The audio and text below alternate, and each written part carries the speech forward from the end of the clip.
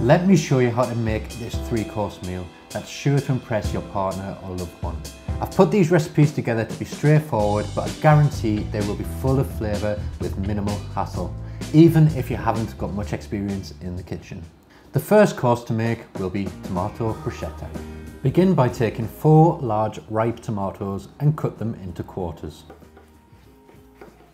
Then remove the seeds by using a knife or spoon to scoop them out. Keep the flesh of the tomato and cut it into small dice. Place the tomato into a bowl and move on to peeling and finely dicing 1 small red onion. Add that into the same bowl.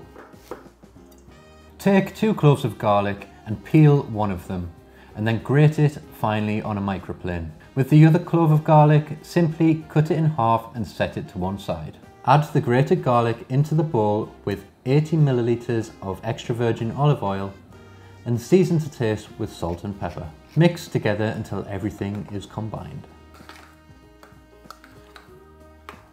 Cut 2 to 4 slices of rustic bread and place a frying or a griddle pan over medium heat. Add the bread into the hot, dry pan and toast it on each side. While the toast is still hot, rub it on one side with the garlic that you cut in half earlier on. You will instantly smell the beautiful aroma of garlic. Pile the fresh tomato mixture on top of the toast and then tear over some fresh basil leaves. Drizzle with a little extra virgin olive oil and finish with a sprinkle of sea salt flakes. There you have it, tomato bruschetta. Now it's time for the next course, which is the main attraction.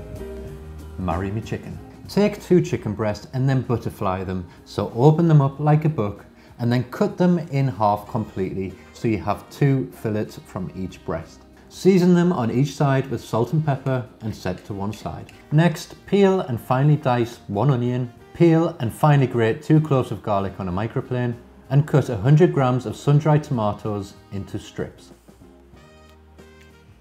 Next, place a frying pan or a sauté pan over high heat and drizzle in 20 milliliters of olive oil. Once the oil's hot, lay in the chicken and cook for 3 to 4 minutes on each side. Remove the chicken from the pan.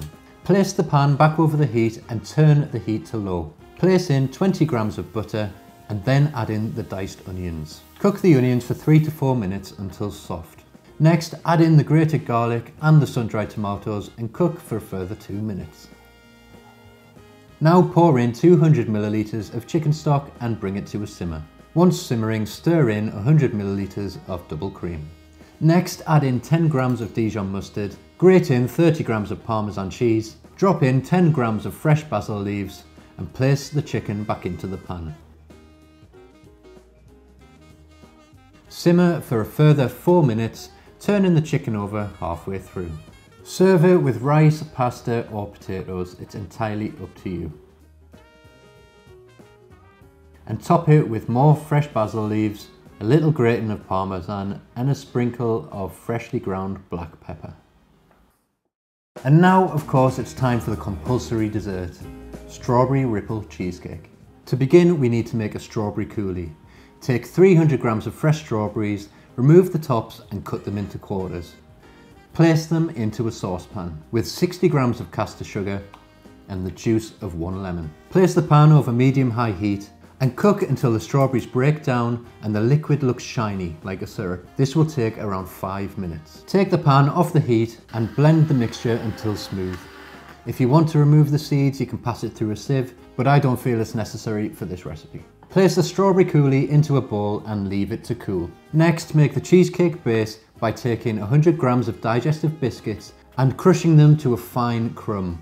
You can do this in a food processor, or you can do it in a mortar and pestle like I am, or you could even put them into a plastic bag and hit them with a rolling pin. Whichever way you choose, they are all effective. Pour 40 grams of melted butter into the biscuit crumb and mix until they are fully combined. Press the biscuit mixture into your chosen cake tin that is lined with parchment paper and place it in the fridge to set.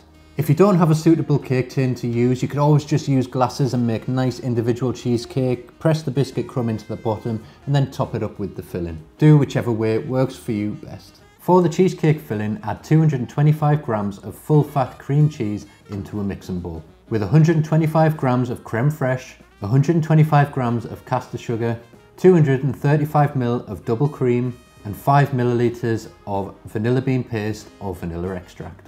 Mix using a whisk attachment in a stand mixer, or you can use an electric hand whisk for this until the mixture becomes stiff and holds its shape.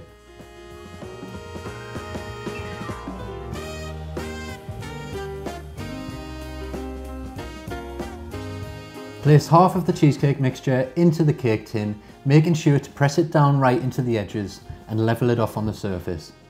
Then spoon over some coulis and swirl it through using the handle of a spoon or a skewer. Place the rest of the cheesecake mixture on top of that and then do the same again with some more coulis. Level it off on the surface and you should end up with a nice pink top. Keep the rest of the coulis to serve it with later. Place the cheesecake into the fridge to set for a minimum of 2 hours before serving. Finish it with some more coulis, more fresh strawberries, and of course a pinch of mint. I hope these recipes help you impress your partner or loved one, and if you've got any questions, don't hesitate to leave them in the comments below. Thanks for watching, and I'll see you in the next video.